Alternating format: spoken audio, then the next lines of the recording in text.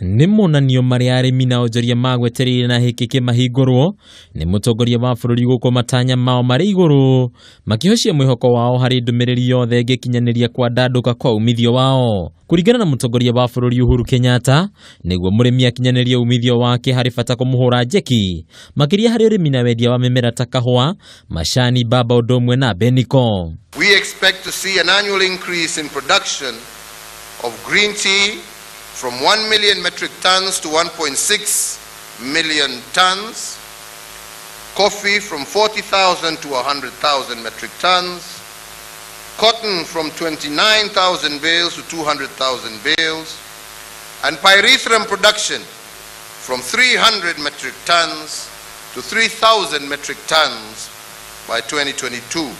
Ningĩ Mutongoria wa bururi ni augite hari bata arimi guteithagiririo na indo itiganite cia kuhuthika hari urimi, undu uria unyititwo mbaru ni Minister wa urimi Mwangi. We are preparing the e-registration of all farmers in order to create an agricultural, digital and analytics tool on a national scale. That my ministry has designed several interventions towards achieving this cause and implementing your directives, including providing quality and certified potato, maize, avocado, cashew nuts, fodder, coconut seeds, tea, coffee, macadamia and others. Munini wake Gavana wa Nairobi Mike Sonko ni oritie Akiaria Nairobi kwa kwihokaga o irio kuma migunda-ini ya icagi-ini indi mahuthagire njira cia kiriu cia urimi iria itabataraga migunda minene guku akiranira kunyita mbaru ugacirithia wa giikaro kinene kia ASK niguo ugitua gaturu ga kimabũrũri hari umenyo wa urimi. Our urban regeneration planning process is considering a review of laws that affect food security.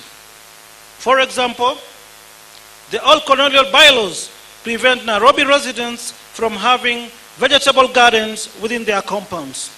Thutha wa kurigurio kwa monanio ma urimi ma mwaka uyu ni Mutongoria wa bururi Uhuru Kenyatta, riu arimi makumbona wetereri kana hihi ni makuhingirio ciaraniro ici na nigetha mathie na mbere na kugacirithia wonjoria ona urimi wao.